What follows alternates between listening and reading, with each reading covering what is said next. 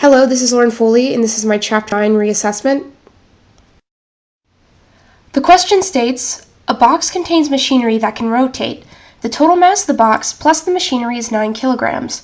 A string wound around the machinery comes out through a small hole in the top of the box. Initially, the box sits on the ground and the machinery inside is not rotating.